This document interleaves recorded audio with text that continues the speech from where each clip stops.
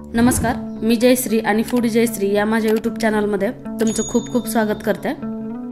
आज आपण खमण इडली बनवणार आहोत। ही इडली कापसासारखी मऊ आणि लुसलुशीत बनते, त्याचबरोबर खायला सुद्धा खूप टेस्टी लागते आणि ही इडली बनवायला अजिबात जास्त वेळ लागत नाही। हे तुम्ही तुमच्या लहान मुलांच्या टिफिन मध्ये सुद्धा देऊ शकता। ही खमण इडली बनवण्यासाठी मी इथे एका बाउलमध्ये 1 वाटी रवा घेतलाय। हा बारीक रवा आहे।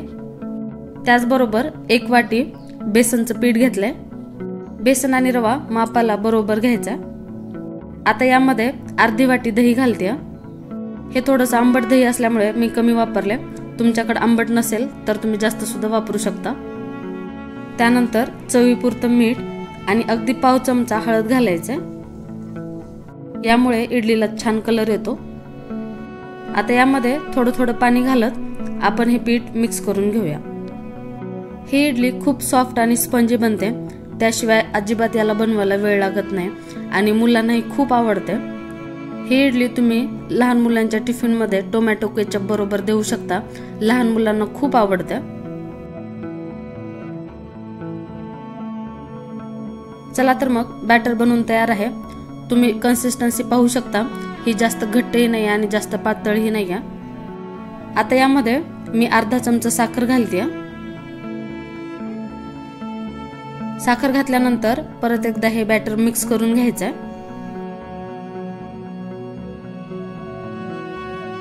साखर बॅटर मध्ये छान मिक्स झाले।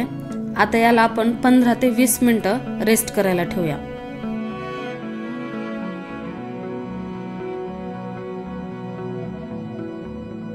बॅटर आपण बाजूला ठेवले, तोपर्यंत आपण इडली पात्र रेडी करूया। इथे मी इडली पात्राला तेल लावून घेणार आहे।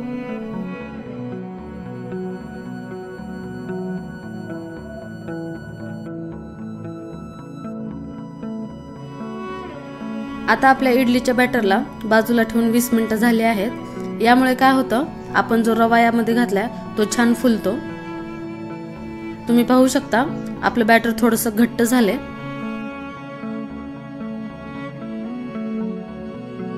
आता यामध्ये मी इनोची अर्धी पुडी घालते, म्हणजे जवळजवळ अर्धा चमचा इनो यामध्ये घालते।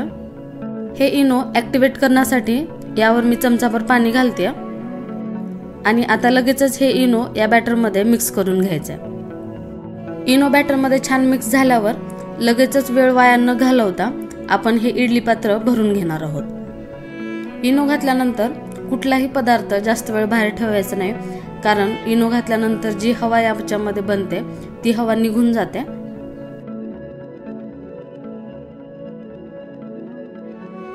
चला तर मग इडली पात्रामध्ये बॅटर घालून तयार आहे।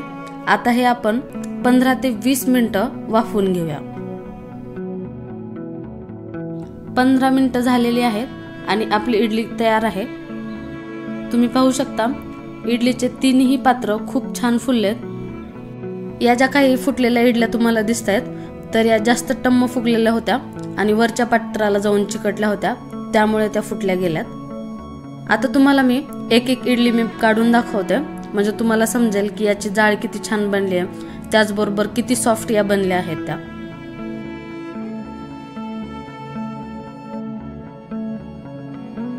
तुम्ही पाहू शकता या इडलीला किती जाळी छान सुटली आहे, त्याचबरोबर एकदम सॉफ्ट आणि स्पॉन्जी सुद्धा बनल्यात।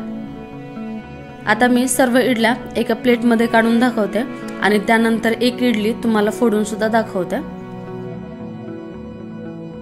प्रत्येक इडली टम्म फुगली आहे, जाळीदार बनली आहे, त्याचबरोबर मऊ सुद्धा बनली आहे। अगदीच तोंडात टाकल्याबरोबर विरघळतील अशा इडल्या या बनल्या आहेत आणि बनवायलाही अगदी सोपे आहे। जास्त भांडे सुद्धा भरवायची गरज लागत नाही। आता या इडलीवर मोहरी, कढीपत्ता आणि हिरवी मिरचीची फोडणी घालूया। या इडली बरोबर टोमॅटो केचप सुद्धा छान लागतो। तुम्हाला ज्या पद्धतीने या इडल्या खायच्यात त्या पद्धतीने तुम्ही खाऊ शकता। आता यावर खूप सारी बारीक चिरलेली कोथिंबीर घालते। ही इडली दिसायलाच नाही तर खायला सुद्धा खूप टेस्टी बनली आहे। ही इडली तुम्ही सकाळच्या नाश्त्यामध्ये किंवा संध्याकाळी चहा बरोबर सुद्धा खाऊ शकता। आता यामधली एक इडली मी तुम्हाला फोडून दाखवते, म्हणजे तुम्हाला कळेल की याची जाळी किंवा याचा सॉफ्टनेस तुम्हाला कळेल। हे बघा, एक एक जाळी या इडलीची क्लिअर दिसते. कुठेही जाळी तयार नाही झाली असं एकही जागा तुम्हाला या इडलीमध्ये सापडणार नाही. दुसरी इडली सुद्धा तुम्हाला दाखवते म्हणजे कळेल तुम्हाला. ही इडली सुद्धा खूप जाळीदार बनली आहे. तुम्हाला फोडून दाखवते.